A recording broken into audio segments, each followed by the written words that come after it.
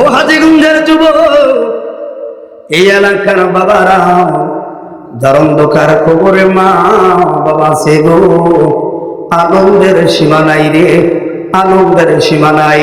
কারণ যখন রমজান আসে গো, জান্নাতের দরজাগুলো খোলা হয়, জাহান্নামের দরজাগুলো বন্ধ হয়। বিষয়টা আসলে এমন নয় রে, জাহান্নাম শয়তানকে বান্দা হয়, জাহান্নাম বন্দির কন্যা। মূলত আল্লাহ পাক এত রহমত দান করে রে, ওই রহমতের বীরে জাহান্নামের লেশ পর্যন্ত এই জায়গায় পাওয়া যায় না। এটার নামে হলো মাহে রমজান মাস, ঠিক না বেঠে? ওরে বন্ধুরে, এর মানে জাহান্নাম দরজা বন্ধ। বিষয়টা এরকম, কয় শয়তানকে খোলা, কয় মানুষ শয়তান আছে।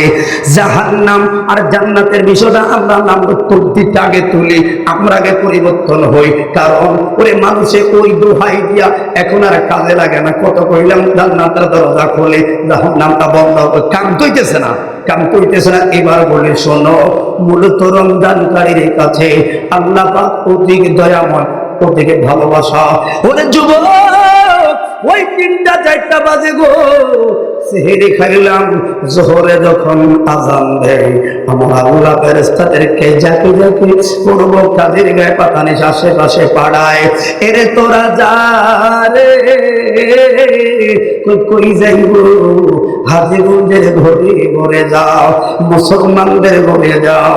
হাই রে যুবক, ও এলাকার বাবারা, যাইয়া দেখবি রে কি, ও মাওলা সুবারে করে গেলাম গো, কি দেখোস আমার কাজের যারা মুসলমান গুলো কি করে?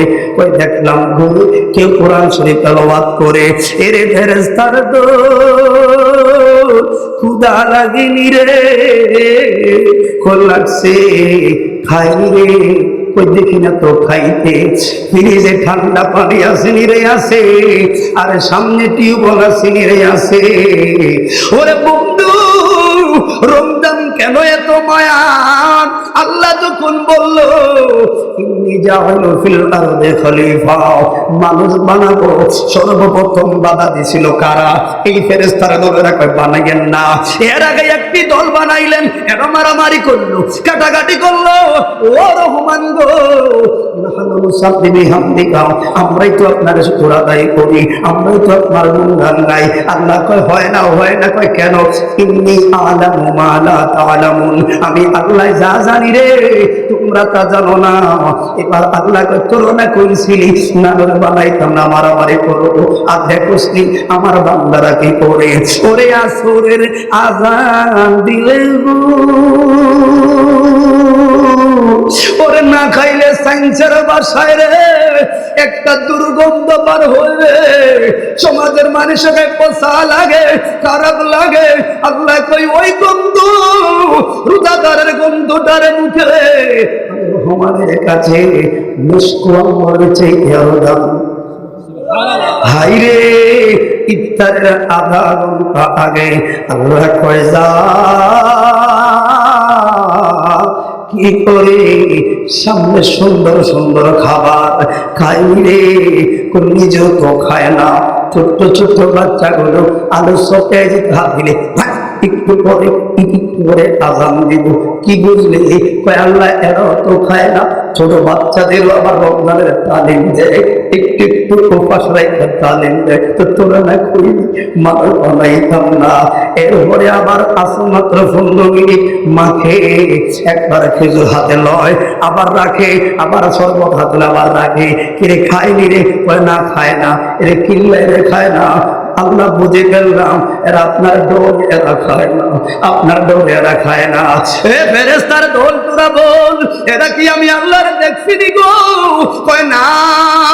ওই আমার জান্নাত দেখছি নি? কয় না। জাহান্নাম দেখছি নি? কয় না। আল্লাহু আকবার।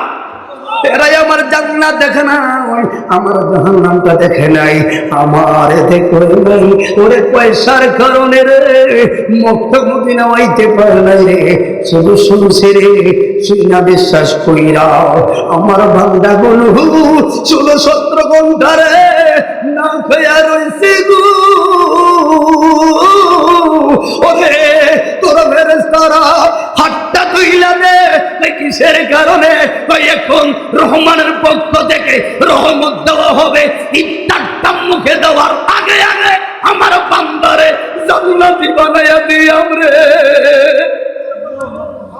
তাহলে কত দয়া আল্লাহ, আমরা তো সেই মালিকের বান্দা। তাহলে আমরা বান্দা হয়ে আল্লাহ পাক রমজান ফরজ করার পরও কত বলেছে, রোজাটা কত মায়ার বিষয়। নবী বলেছে এরপরও দিনে বেলা খাই, একটু লজ্জা থাকা উচিত। কথা বলো ঠিক না ঠিক? আবার কালা হদ্দার ভিতরে যারা ঢুকো, দোকানদারওয়ালারা সবাই বলুন যে মাহফিলে রিজিকের মালিককে। কথা বলে রিজিকের মালিককে। রমজান ফরজ করেছেন কে? রিজিকের মালিককে। রমজান ফরজ করছে কে? এবার দেখেন, তাহলে যেই আল্লাহ আমার রিজিক দেয়, ওই আল্লাহ আমাকে বলছে শুনো সতর্ক একটু না খাইয়া থাক। কারণটা কি? আল্লাহ কে রে একটা বছর তো খাইছ, একটা বরিয়া বরিয়া তোর ভিতরে অনেক ঝামেলা আছে, এই একটা মাস তোর উপাস না, এর মানে এটা না রে, তোর পুরা শরীরে এটা চিকিৎসা করে বলি আল্লাহ। তো অনেকে আবার আছে রমজান মাস আইলে ডায়াবেটিস, আলসার, কলেরা, বাচ্চার বেড়ান দেখা দেখা আছে না নাই? অনেকে রিক্সা অটো চালায়, এই অজুহাতে খায় না। আরে না রে, আগে জমলা নাই রে, পায়ের টাইম না, রিক্সা চালা জমলা নাই।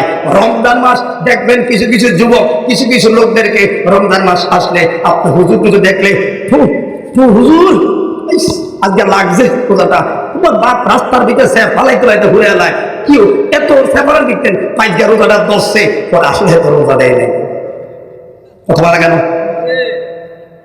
যে সত্যিকার রোজা রাখবে, সে যা তাকে যতবার জিজ্ঞাসা করবেন ভাই কেমন লাগছে, সে বলবেন আলহামদুলিল্লাহ, আমার তো ভালো লাগতেছে।